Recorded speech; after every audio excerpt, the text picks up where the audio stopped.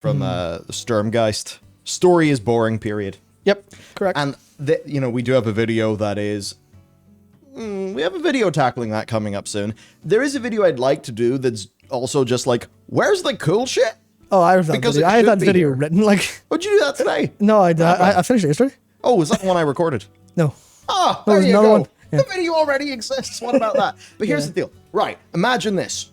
Of course, Farak goes, he barrel rolls down into Zarla Cavern. Us and the lads, we try to fuck him up. Instead, he fucks up Loam and all the little mole people, and then he flies away. Now, what if the campaign then had us maybe do something like go talk to, when we talk to Alex Straza at the top, and she's like, oh no, this is all terrible. Unity, friendship, family. Come back next week for your Slither Drake. And there's nothing happens. Now, imagine if Farak actually attacking the Isles is sort of important, and instead of just a random little gameplay thing, not instead of, in addition to, maybe some of the campaign has us dragon riding after Farak in a big, cool scenario that has a degree of spectacle, right? As he goes and terrorizes, whatever, some of the various different towns of the factions that we've gained our renown in. Narrative design. Let's tie it into things we care about from the, tie the story together, macro narrative, blah, blah, blah. Anyway, so how about we do that? And we initially thwart Thrak, but next week is when he comes back and that repeatable content continues. Then we go and we deal with all this Legacy of Aberys stuff because we've got the f***ing gooby whisper going on to the Black Dragon lads. They're all having their arguments and shit. Right, okay, so let's have that story play out. Let's have characters actually engage in things like, what is this Shadow Flame? What's really going on? Perhaps actually talk about their father more, instead of just having, more emotional drama.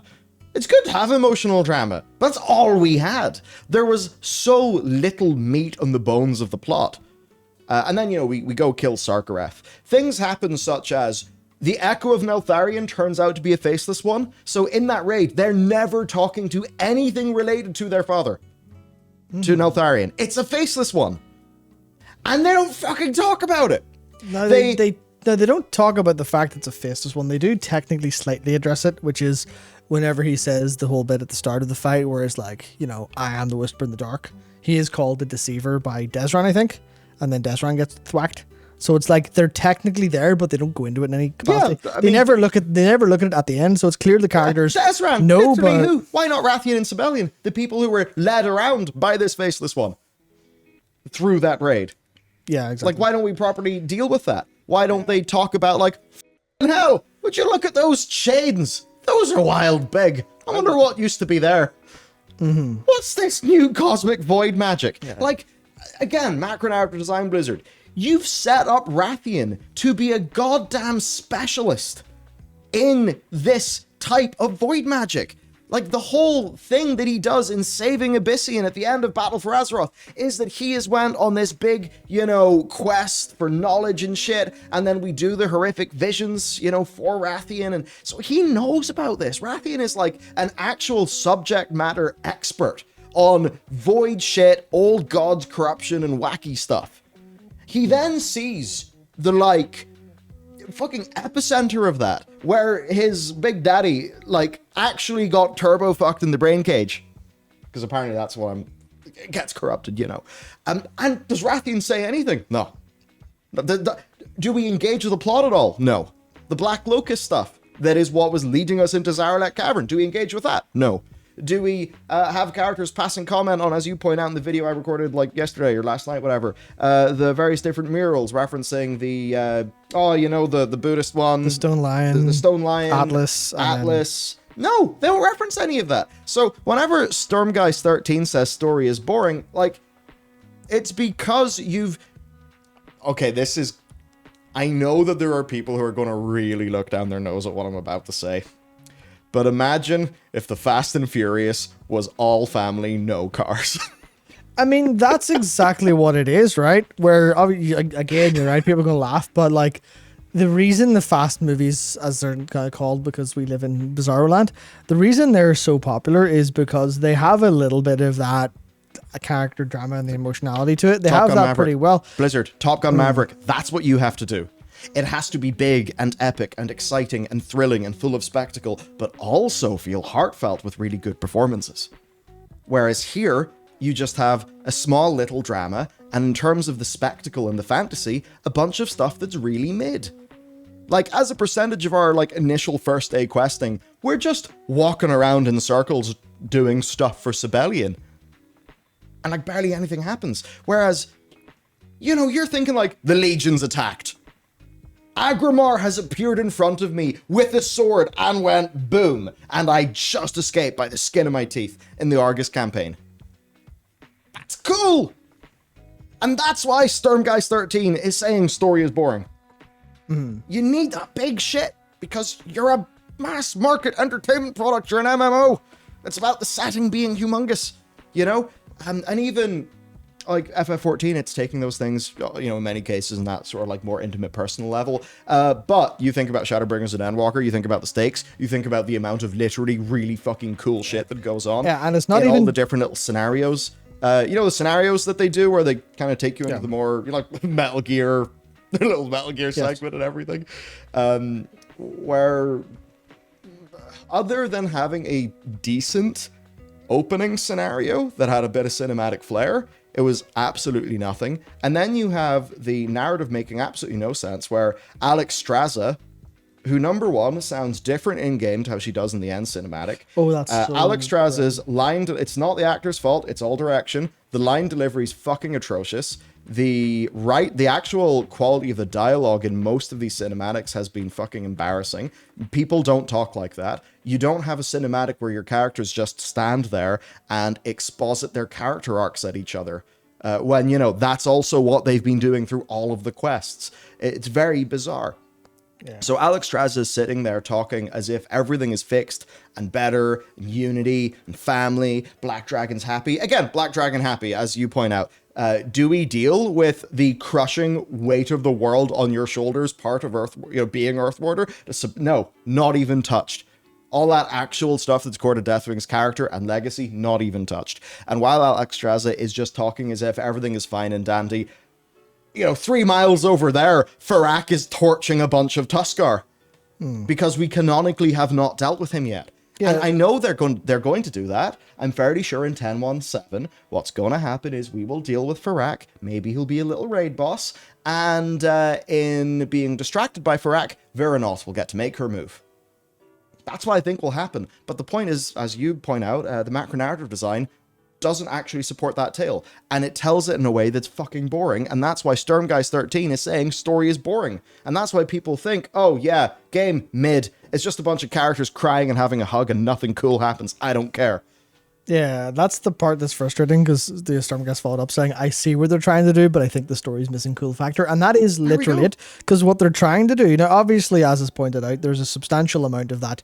Hey, you're over-delivering pathos, you're re-delivering like character arcs in dialogue again and again. Whereas we all got the point. We had the point before they all stood in the Sarkareth room and had their finale. We kind of got it. They didn't need to say any of that. And they didn't need to say it all again when they went back upstairs. That stuff's fine. And also, that can be communicated by their tone of voice. Yeah. It can be communicated by their performance. You know? You're not writing a book. Anyway, sorry. I'll stop interjecting. Yeah, no, I forgot I was actually going to follow up with anyway. Yeah. But it was ultimately like that cool factor is the part that's missing. Because, as an example, did you know that Khadgar is actually in the Azure Span when Farak's attacking, holding up a barrier, blocking the, like, saving the Tuskar and stuff? That's Khadgar. He's really cool, and he's cool to see. Just there. And now you do see it. If you go down, you fly there, you see him, you go, and I saw him, I was like, holy shit, it's Khadgar. He's here doing cool stuff. That's nice. That's a character I know. He's here. He's helping. That's wonderful. But it's so not really there, I guess. Attacker says, I don't know why you had to pick up 3 pieces of medallion. That isn't very interesting.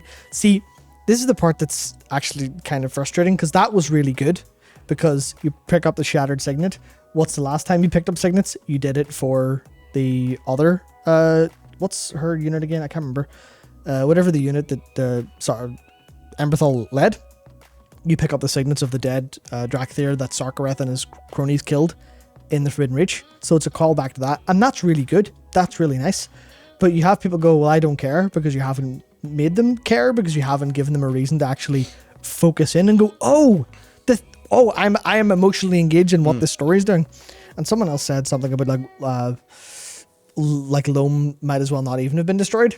And that's a complete failing of, again, macro narrative design, where everyone's like, we're so sad Loam got destroyed. And then Loam is fine, which is a bit of lunar narrow dissonance because everyone's still fine. Everyone that you need there is still okay. Even though, like, Brinsos, the little companion to Honeypelt, like, died. And Honeypelt had this, like, awesome dialogue about it. And it was like, even actually that's a good point, right? Because Princess or Honeypot had that dialogue, which is like, what was it? Something along the lines of, you go to say to her you're sorry for her loss, and she's like, "Don't be sorry, be angry. That's what we need right now." And then the next question is like, "Right, everyone, we're going to Aberys." Yeah, you be listening to that fucking Ebon Horde too much. Don't be a bitch. Get angry. Yeah. I'm Honeypot. Yeah, it's like that was actually really cool, and that helped lead into kind of the emotional, okay, we need to kill the shit out of Farak. And then they're like, Aberys time. Like, Farak's completely forgotten. Why did you do it that way? It's unfortunate. It's clearly shifting and changing production stuff, or something clearly went wrong for this to happen. But it is extremely, extremely frustrating to see this happen. And there's so many ways that things can be cool again, but it is just an overcorrection from what they're missing. And also not just an overcorrection from what they've been missing, it's an overcorrection towards, and this is the part where I've talked about this at length over many streams now, with Dragonflight feeling different and having a different kind of soul to it, a different energy to it. It's not that it doesn't not have a soul. The point is it has a soul, it's just it has a soul of this this quest team and this narrative team that are putting a little bit too much emphasis onto the stuff that's really, really nice and really heartfelt and really empathetic, which is great. But yeah. You know the way sometimes people, they think being emotionally intelligent is over-explaining every little thing and basically just laying all of that shit on really thick?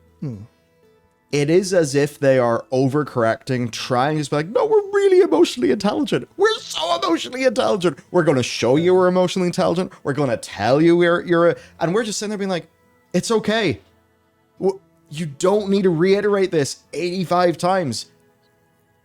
That is a part of your story, and it feels so much better when it is just a part and not the whole thing. Yeah, this is the part that's like the part that really frustrates me is it's not real. That is also true. The way that the Blue Dragonflight story went, and if you haven't done it, I would extremely recommend go to Caligos at the Top of Dragon, follow it through the end. It takes a while, but it's absolutely incredible, and it's really good at that. Better than the Black Dragonflight story was. Both of them are really good and really like intelligent on paper, and kind of here's issues that we're solving, here's the emotions, here's how these characters feel, here's character development, here's the legacy of the Blacks, legacy of the Blues, and how they kind of come together, or how they are similar but different. And that works really well. And the Blue storyline is a bit of side content. And it goes into all of that really cleanly, really well. It's got a little bit of scenario to it. It's got events, it's got callbacks to all the characters. It is basically some of the best content they've put in World of Warcraft. Outside of it being a little bit weighted on that, but the problem is that you do that after you do the 10-1 campaign, and you're just going, why is everyone crying about how they feel in this game? Why is that all anyone does? And it's not that people don't like that, it's just that people want it in some sort of measure. They want they want someone to have a cry, and then they want someone who cries. They wanted someone to finish the cry and go, well, that was an emotional experience, but now we have to kill that motherfucker. And then get some resolve, get some determination, get a real group together, and fuck shit up. See, they're kind of the bunch that they can never take a character like, I think, Joel Kinnaman's character in For All Mankind, where obviously a character who's trying to be stoic and, burying a lot of the bad shit. And I feel like in a modern show, they would hold him off, emotionally, or they wouldn't hold him off emotionally breaking down. They'd be fucking crying every 10 seconds and hugging every 10 seconds. The reason why that character ends up working is because when it finally happens, it's really fucking crushing because it actually means something. Yeah, there's just been a thing like in so much modern media where it's like they're trying to say they're emotionally intelligent, but all they're doing is creating these fucking weak ass characters who just spend all of this time fucking moping and crying and hugging each other. And you're like, it doesn't mean anything if it's all you do. Yeah. You know, you're just a mess. Stop acting like a 16-year-old. Yeah, I think I saw. How can... it's a broader criticism I just have where like it feels like so many characters are not written like competent adults. Again, that's exactly it. Where the thing I posit is, so you see where in the Dragonflight, in the Black Dragonflight campaign, where Abyssian gets the role, and Abyssian gets the role because he's the one who doesn't want it. And you go, okay, well that makes sense. Was it Bran Stark? I don't know. Game of Thrones. You said it's basically that story of the one who doesn't fight over it gets it, because that makes sense. It's a little bit of that, which is okay and logically makes sense. But the point is that Rathion's been struggling so hard internally his entire life, and came from this easiest little shithead crafted of just flesh. He's a little experiment, which means he's not actually the true heir in any capacity. He's just a weapon made, and that's awful for him. And it's like, okay, well, here you go. That's that. And then they don't ever give him the chance to become the hero and like leader of the Black Dragonflight that people wanted him to be and that he should have been. And that's exactly it, where logically the story implies Abyssian, yeah, it's fine. It's fine that Abyssian's the new aspect because he deserves it by the rules the story's laid out. But what would have been cooler and what would have made, and this is a whole theory I have about Warcraft, has not been about anything specific more than it has been about heroes and villains. Heroes and villains, specifically that villains are heroes one step removed. Because Rathion, his whole thing is he could have been a villain. He was supposed to be a villain even. But he never had a chance to actually become a hero. Where him being a hero more or less means casting off the shackles of who he's supposed to be and going, I will not be my father. I will lead the Black Dragonflight in a different way.